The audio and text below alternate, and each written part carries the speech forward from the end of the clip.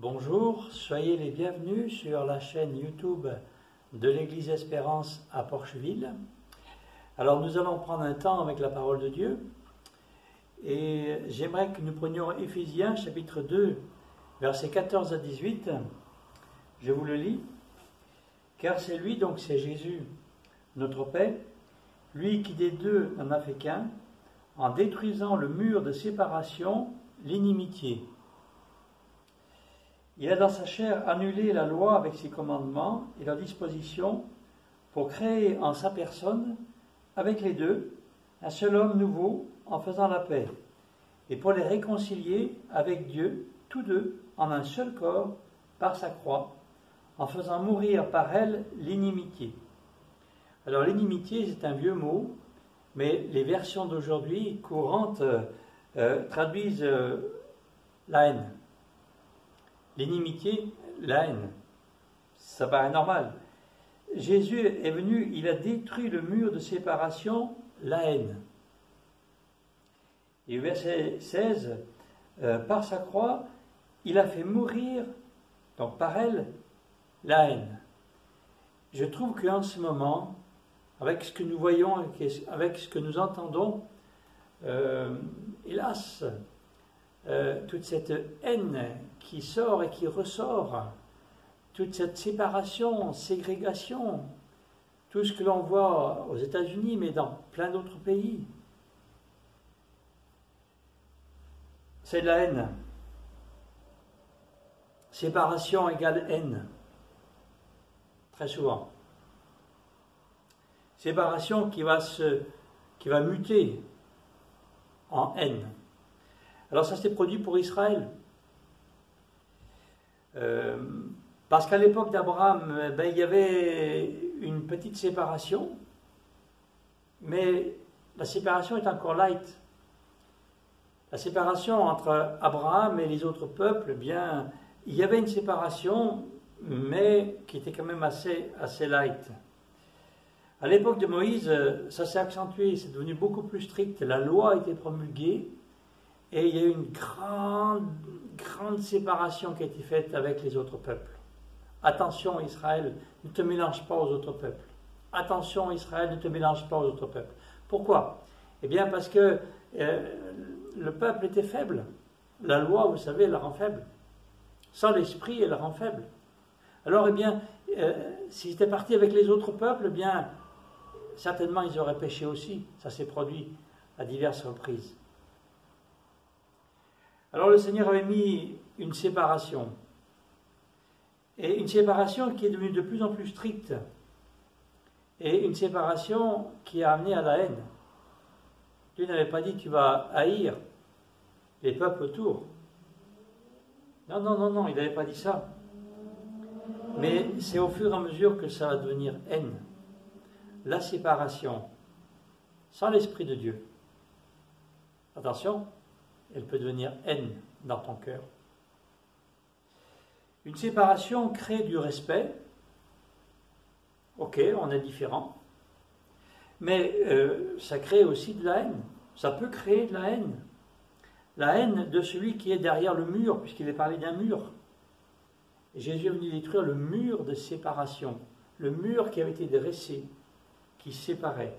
Et attention, tu pourrais avoir de la haine pour quelqu'un qui est derrière le mur, qui est différent de toi. Alors différent physiquement, couleur de peau, ça c'est maintenant, mais ça peut être aussi socialement, hein, les pauvres, les riches, enfin, il y a tellement de différences, d'occasions, de dire il est différent, je suis différent, faisons un mur. On coupe tout dialogue. Pourtant, Israël devait être la lumière des nations. Ah. Isaïe chapitre 2, versets 2 à 4, j'aime bien ce texte. Parole reçue en vision par Isaïe, fils d'Amoz, sur Juda et Jérusalem. Il arrivera à la fin des temps que la montagne de la maison de l'Éternel sera fondée sur le sommet des montagnes, qu'elle s'élèvera par-dessus les collines, et que toutes les nations y afflueront. Des peuples nombreux s'y rendront et diront, venez et montons à la montagne de l'Éternel, à la montagne du Dieu de Jacob, afin qu'il nous instruise de ses voies, afin qu'il nous instruise de ses voies. Voilà que tous les peuples monteront à la montagne de l'Éternel vers le Seigneur, et afin qu'il nous donne sa parole. Tous les peuples, quels qu'ils soient, et que nous marchions dans ses sentiers. Car de Sion sortira la loi, et de Jérusalem la parole de l'Éternel. Il sera juge entre les nations, il sera l'arbitre des peuples nombreux. De leurs épées ils forgeront des socs, et de leurs lances des cercles. Une nation ne s'élèvera plus contre l'autre, l'épée ne sera plus brandie contre l'autre, on n'apprendra plus la guerre. Je trouve que ce verset à la fin est absolument génial. On n'apprendra plus la guerre entre les peuples, donc la guerre entre les gens. Jésus est venu ôter le mur de séparation, la haine, l'inimitié. Eh bien, hélas, Israël, qui devait être la lumière des nations, a échoué. Israël s'est enfoncé dans un légalisme de plus en plus sévère, serré. Pourquoi ? Parce que de plus en plus, on a peur de l'autre. Et peut-être que tu es chrétien et que tu as peur que l'autre vienne te polluer, que l'autre vienne te rendre un peu moins pur. Et tu cherches à être de plus en plus pur spirituellement. Et tu deviens intégriste, hein ? Fais attention. Dieu nous appelle à être intègre, c'est-à-dire se juger soi-même par rapport à Dieu. Et pas intégriste. Juger les autres. Par rapport à quoi ? Par rapport à des textes que nous avons et que nous interprétons pour les autres, pas pour nous-mêmes. J'aimerais vous dire aussi une chose. C'est que tous les intégristes, en fait, ce sont des gens qui ont peur. Un intégriste, il a peur. Il a peur d'être tenté par l'autre. Il a peur de succomber si l'autre lui présentait quelque chose qui pourrait être péché pour lui. Un intégriste, il se protège par des murs. Et tu peux être un intégriste chrétien. Israël, une Bible à la main et des murs partout. Il y a encore des chrétiens aujourd'hui, une Bible à la main, mais des murs partout. Parce qu'on ne voudrait pas se corrompre avec les impurs.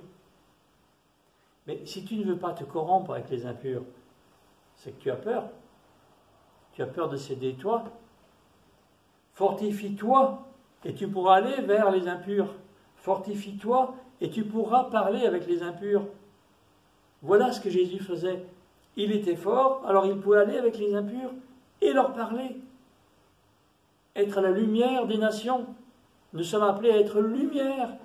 Le pasteur Joël nous en a parlé dimanche passé. Mais pour être lumière des nations, il faut enlever les murs. Il faut être fort pour être capable vers les autres. Sinon, tu mets des murs, tu te retranches derrière et tu sors les boucliers et les armes. Et de la haine. Israël a échoué. Alors il a construit des murs. Un mur de tous les aspects, socialement, pas de contact avec les non-juifs. Hein. C'est de la ségrégation. J'ai vu ségrégation, ça vient de ségrégarer, ça veut dire séparer du troupeau. Il y avait un troupeau, le troupeau de Dieu, et les autres. Comme si les autres n'étaient pas des créatures de Dieu non plus. Ils devaient entendre la parole de Dieu. Israël avait été choisi pour faire passer le message. De même que l'Église a été choisie, tu as été choisi pour faire passer le message.